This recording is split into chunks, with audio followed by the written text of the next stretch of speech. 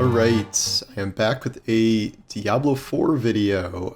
That is what I've been playing more or less entirely since I've got back from my trip. Can't bring myself to go do Festival of the Lost stuff right now with the new season launch, mainly because the new Diablo season is actually quite good for the most part. So I wanted to talk about it a little bit. This time around I am going Druid. I started a Druid way back when the game launched as my third character, and then once I realized that I was going to have to do a new character every season if I wanted to keep up with it, I deleted my Druid at like, I don't know, level 35 or something, and I'm like, alright, I'm going to do it later. So last season I did a Necromancer, this season I did Druid. I've always really struggled with Druid in the early game here. Well, this is not quite the early game anymore, but I was really kind of struggling as to what to do. Before this, I tried to do a storm-based druid, did not feel great, so now I did the good old-fashioned pulverized druids, some variant of it. This is far from optimized because I don't care that much until I get to World Tier 4. I'm just trying to do a build that gets me to World Tier 4. This is not going to be something about my specific druid build. This is more about... is that a world boss? No, it's a Legion event. This is more about how Season 2 feels as a whole. I've beaten the campaign. It was definitely longer than the last one. You did have to beat the chapters to progress, but there were some cool parts to it.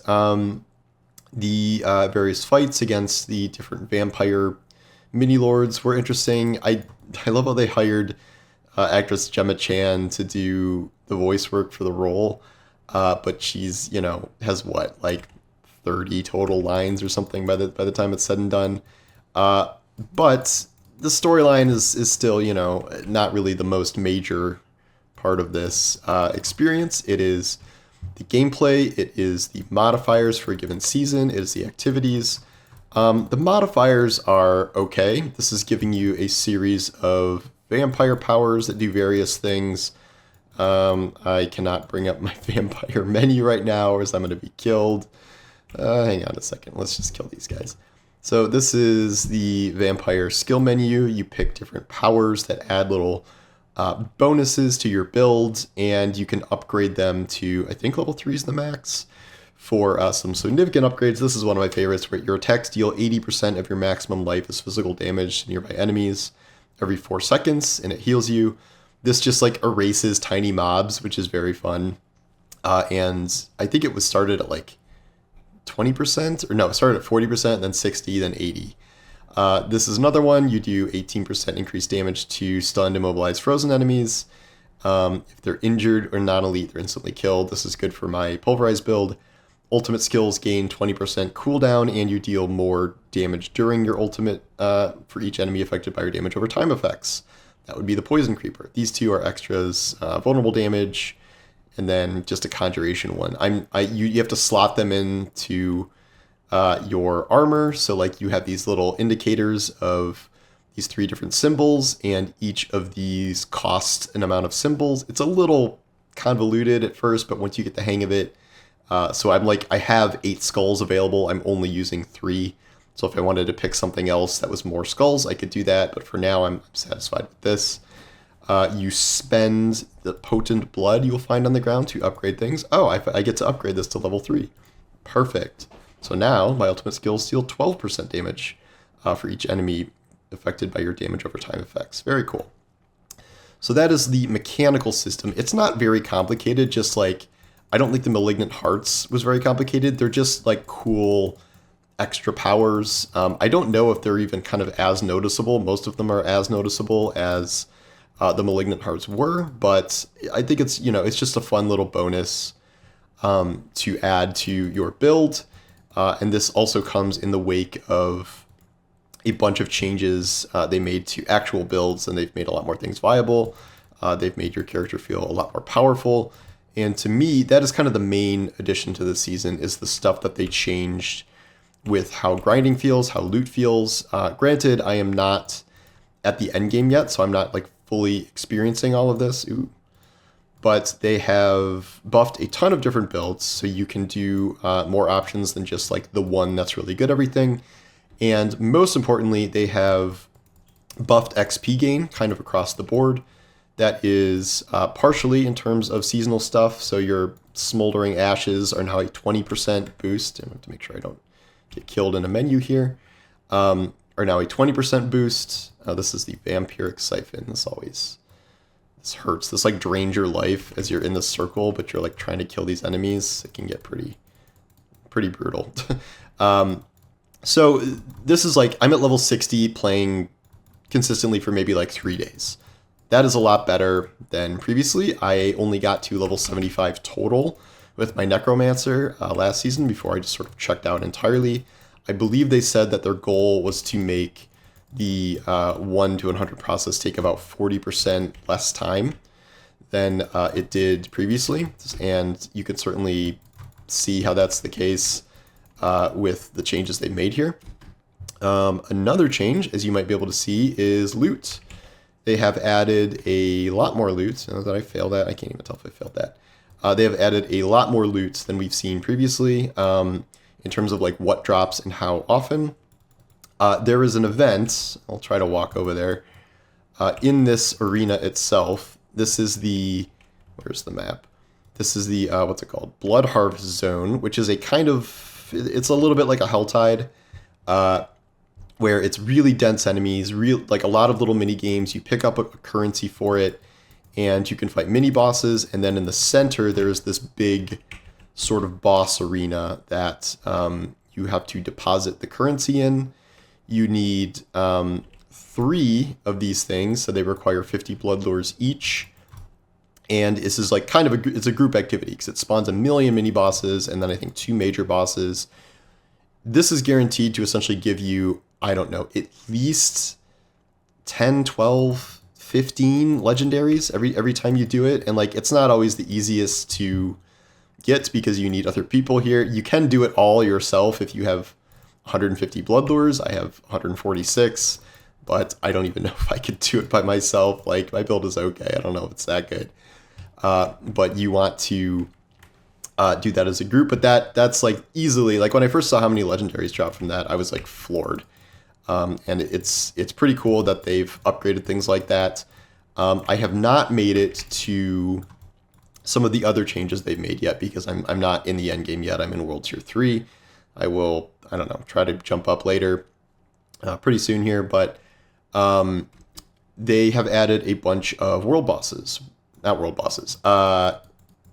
Uber bosses? I don't know. Endgame farmable bosses, where each of those have their own unique pool. You have to complete specific activities to get specific materials to face those enemies, whether that's Helltides or world bosses or Legion events or Whisper caches, something in that vein to assemble these materials and take on these bosses, which is a new activity you can do and challenge yourself with instead of just running Nightmare Dungeons forever, which got very old, I think we can all agree, and something like Uber Lilith that does not really give you anything except you can say you beat Uber Lilith, which, I mean, yeah, hooray.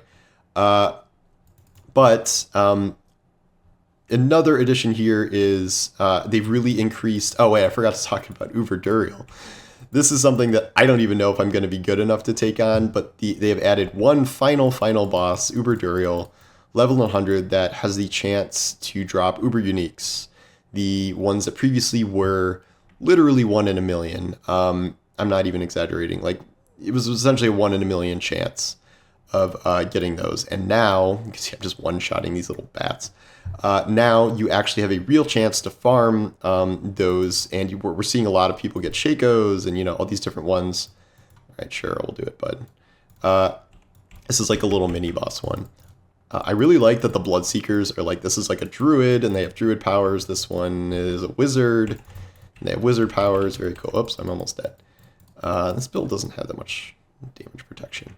But yeah, so you can actually farm Uber Duriel in a way that, for like really, really endgame players, it's something like to actually, I want to do another vampire siphon.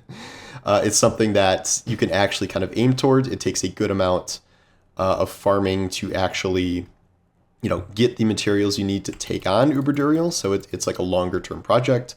And I think it's just a much more interesting thing that you can work toward besides just Nightmare Dungeons, which don't really have anything approaching like a real reward. And that can last you a long time because these drop rates are still really low on the Uber Uniques, and there's a bunch of Uber Uniques to get. So if you want something to do at level 100 and you really want to make your best bossing Duriel build or whatever, that is certainly something that you can work toward. And I think the game was missing something like that. Even if I'm still a while away from that, and who knows if I'll ever be strong enough, I think that was a good addition to the game and one that a lot of people are definitely pleased about. And they said previously there will be doing more additions to the game that are similar for people that are like high level, max level 100, something like that. So this seems to be like kind of the first step in that. And I would say it's going very well. They've done some interesting things, like even just running this activity, this will get you probably enough whispers to go to the whisper tree. They have dramatically increased the amount of XP you get from those. It's like a huge chunk of XP and a huge pile of gold. Just absolutely enormous. It's so much gold, like there's really not even a point in doing anything else besides that. It's just like in terms of trying to earn gold, like it's so much gold. You don't need anything else. Oh boy, there's a lot of stuff going on here. What did I stumble into here? I don't know what's going on. But this I like this area. There's always just like crazy stuff going on. Apparently this is like a boss fight. Oh, is this a blood? Oh god, the blood siphon. Over time that really scales up. And then once the drop rates of legendaries on these blood seekers, which are like pretty tough mini bosses. I've died a good amount to blood seekers solo. Is really high. So you're getting a lot of, like, I don't know. How many legendaries have I gotten while you're watching this? Like 5? I don't know. It's a lot more than it was. And even in like World Tier 2 and stuff, I was getting more legendaries than I would have previously. I also now have enough to go to the tree, and I will show you just how much the tree gives you now in terms of materials and things. It is a ton. The point being is they have really improved a lot of the biggest pain points here. And it's not perfect. There are still plenty of issues with the game, but one thing I also haven't experienced yet that is at higher levels, they have improved itemization where the higher you go in terms of the enemies you kill, the wider, I think they increase item power to like 900 something. So you will get better minimum stats, you will get a wider range of high-end stats. So rather than being like you get to level 70 and then everything you get from level 70 to level 100 is identical, it is now much more of a scaling factor in terms of loot. So there is new stuff to get at higher levels when that wasn't previously the case. What do I want here? Let's say gauntlets. I don't know. So that was a big chunk of XP. And this got me no legendaries, but usually they will give you a legendary. And that was a ton of gold. I have 28 million gold. The only problem with having this much gold now is mostly you're using it for rerolls, but now there's a lot of materials required to reroll too, so it doesn't really matter how much gold you have. You really need those materials. In terms of what should I be doing with my Paragon? Oh yeah, more werebear damage. Perfect. I also have another point. I don't know. I'll figure out what to do with that later. And let's check out my gear. I have not really played around much with actual builds yet. I'm not going to form some sort of endgame build this early yet. And I will look at that later. No, that's bad. Can't use that. Not great. Not great. Not great. I mostly do these by item level at this point. This is my 722 Sacred Staff, which is probably as good as I'm going to get for World Tier 3 here. No thanks. Movement speed. I need some fire resist stuff, I think, for Elias. No. Not healthy. Okay. Oh, that's a max roll hurricane thing. All right, I'm going to save that. Anything, like, if this might not be part of my build, but if it's a max roll, I'm going to save it. Normal legendary boots. No. Tornado, that's a minimum roll. No. And all right. So, I mean, that wasn't that much farming, but I got one max roll thing out of it, so that's good enough for now. And also, I'm leveling very fast here. In terms of things that still really annoy me, the shop, very annoyed with the shop, as ever, because everything is so expensive here, and there are no rewards in the game that are, oh yeah, I forgot they put this in. Yeah, there's just like a straight up lingerie set they did for rogues now. Very funny. There's a male one too that's very similar. They use your actual rogue. This is my Eternal Realm rogue. Of course, this costs 2,800 platinum, which is $25. So, if you really want to look like this, you can pay $25, which I'm sure many people will. But the point is, all of this armor now, this is a sick druid set, also $25. And they have put nothing except a single crown and a bunch of horses as cosmetic rewards. I hate this so much. I think it is terrible. I think they're wasting, all of their art design stuff is going into these armor sets that cost just an exorbitant amount of money. And they're really good. The best part is like a lot of them are so good. And it really bums me out that I'm not going to get them because I'm not going to spend $5,000 to get all of these sets. It is deeply annoying. The only good deal is the Battle Pass, which, if we still did the crappy free armor set, but for $10, you do get a pretty good set for all 5 classes. You get a bunch of horses, you get some platinum, 700 platinum, which is barely anything. You get some cool things like, here's a new portal.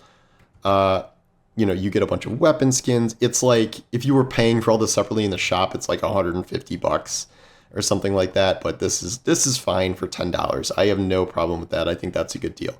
Everything else in the shop is a terrible deal. And I still think it's a problem that there's no cosmetic elements to farming anything really in this looter game. And I really hope they revisit that. So that remains my biggest pet peeve with it. But the point being, I think they've done a really great job with this season so far. World boss in an hour. Okay, well, I guess I'll set a timer for that maybe. I really enjoy the kind of farming loop here. What I've been doing is like I go and I clear these things. This will give me a Grim Favor tree usually, and then I will wait till this disappears. I'll do some other stuff, and then I'll come back to it, or I'll do like actual work and come back to it. But the speed in which I can level now, the amount of drops that I can sift through that feel relevant. They also, you may have noticed, deletes anything that is not sacred now. And next tier, they will delete anything that is not ancestral. So you are still getting a lot of loot. Like, it's still a little bit of an overload, but there's a lot less garbage on the ground than before, which is good.